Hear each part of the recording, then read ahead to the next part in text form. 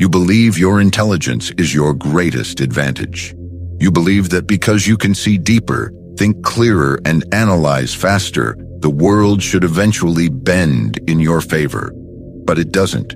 You watch people with less awareness rise faster, speak louder, and command more influence. And somewhere in the back of your mind, a quiet question begins to form. What if the very thing you rely on is the reason you remain powerless? The world does not reward truth. It rewards certainty. And that difference is where most intelligent people lose the game before it even begins. If you are watching this, you have likely experienced it. You enter a conversation already seeing the flaws, already predicting the outcomes, already mapping the consequences. You hesitate, you refine your thoughts, you try to be precise. And while you are still thinking, someone else speaks with absolute conviction. They are not more correct than you. They are simply more decisive. And in that moment, perception crowns them while you remain invisible. This is the paradox you must face. Intelligence gives you vision, but it also gives you hesitation. And hesitation in the real world is interpreted as weakness. This is where most people misunderstand the nature of intelligence. They treat it as a tool for discovering truth, when in reality, truth alone has very little currency in human systems. What matters is how that truth is delivered, how it is perceived, and whether it moves people. A man can be completely wrong and still lead, simply because he appears certain. Another can be completely right and still be ignored, simply because he appears unsure. The difference is not knowledge. It is presence, and presence is not built on perfect thinking. It is built on decisive action. Long before modern psychology attempted to explain this, thinkers had already observed it with brutal clarity. The man who sees too many possibilities struggles to act. The man who sees only one moves forward without friction. This is why intelligence often becomes paralysis. Every decision branches into 10 outcomes. Every action carries risk. Every word is measured. And while you are calculating, someone else is executing. They are not burdened by complexity. They move because they do not see what could go wrong. And ironically, that blindness becomes their advantage. Consider how this plays out in real life. A man sits with an idea, refining it endlessly. He wants it to be perfect before he speaks, before he acts, before he risks exposure. Months pass. Nothing happens. Another man with a weaker idea speaks immediately, acts immediately, and begins shaping reality around him. His idea evolves in motion, while the first man's idea decays in isolation. The world never sees the better version because it was never expressed. This is not a failure of intelligence. It is a failure of application. The deeper truth is uncomfortable. Intelligence makes you aware of consequences, but power belongs to those who can act despite them. This is where the gap forms. You are not losing because you are less capable. You are losing because you are playing a different game. You are optimizing for correctness, while others are optimizing for influence. And influence is built on perception, not precision. There is another layer to this that most people never confront. Intelligence often creates a quiet dependence on being right. You begin to tie your identity to accuracy. You want your words to be defensible, your arguments to be solid, your conclusions to be justified. But the real world does not reward internal consistency. It rewards external impact. And impact requires a tolerance for imperfection. It requires speaking before everything is resolved, acting before everything is certain, and moving before you feel ready. This is where many intelligent individuals sabotage themselves without realizing it. They wait for clarity. They wait for the perfect moment. They wait until their thoughts feel complete.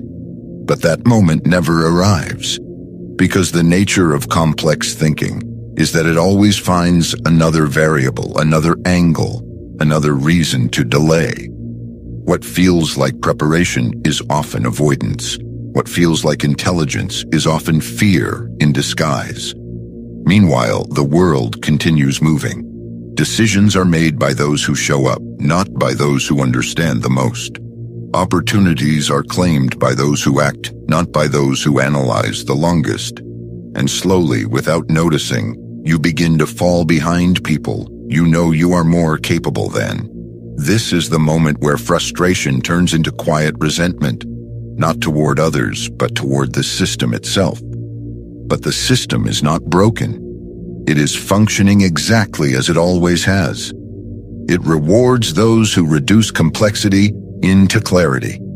It rewards those who communicate in a way that can be followed, not just understood. And most importantly, it rewards those who move. There is a reason why decisive individuals often dominate uncertain environments. They simplify. They do not attempt to capture the full truth. They capture enough of it to act. And that is all reality requires. The rest can be adjusted later. But if nothing is done, nothing exists. Thought without action has no weight in the real world. It does not influence outcomes. It does not shape perception. It simply remains internal. This does not mean intelligence is a weakness. It means it must be disciplined. Left unchecked, it turns inward. It questions, refines, hesitates, and delays. But when controlled, it becomes something else entirely. It becomes precision applied to action. Not endless thinking, but targeted thinking followed by movement. There is a subtle shift that separates those who remain stuck from those who begin to gain power. They stop asking, "Is this perfect?" and start asking, "Is this enough to act?" That question alone changes everything because it forces a boundary. It limits overthinking. It creates a threshold where action becomes non-negotiable. You may feel resistance to this. A part of you will argue that acting without full understanding is reckless, that precision matters, that mistakes carry consequences, and that voice is not entirely wrong. But it is incomplete, because inaction carries consequences as well, and those consequences are often invisible until it is too late. The man who never speaks is never wrong, but he is also never heard. The man who never risks is never exposed, but he is also never advanced. Safety has a cost, and for the intelligent, that cost is often disguised as comfort. This is where the real transformation begins, not in learning more, but in changing your relationship with what you already know. You do not need more information, you need more execution. You need to trust that imperfect action will teach you faster than perfect thought ever could. At first, this feels unnatural. You will feel exposed. You will feel like you are moving too soon, speaking too early, acting without full control. But that discomfort is not a signal to stop. It is a signal that you are stepping out of the loop that has been holding you in place. Over time, something shifts. You begin to see that action clarifies what thought cannot. You begin to understand that confidence is not built before movement, but through it. And slowly, the gap between your intelligence and your impact begins to close. You stop being the person who sees everything, but does nothing. You become the person who sees enough and moves. And in doing so, you enter a different category entirely. Not just intelligent, but effective. There is one final realization that most people avoid because it dismantles a comforting belief. Being right is not the goal. Being effective is, and those two are not always aligned. Sometimes effectiveness requires simplicity. Sometimes it requires boldness. And sometimes it requires acting before you feel completely justified. This is the trade. You exchange the comfort of certainty for the power of movement. You accept that you will occasionally be wrong in order to ensure that you are not always inactive. And in that exchange, you gain something far more valuable than accuracy. You gain momentum. So the question is not whether you are intelligent. That was never the issue. The question is whether you are willing to act despite your intelligence. Because the moment you stop waiting for perfect clarity is the moment your intelligence stops being a cage and starts becoming a weapon. And once that shift happens, you will begin to see the world differently, not as a place where the smartest rise, but as a place where the decisive do. The rest simply watch, understand, and wonder why nothing ever changes.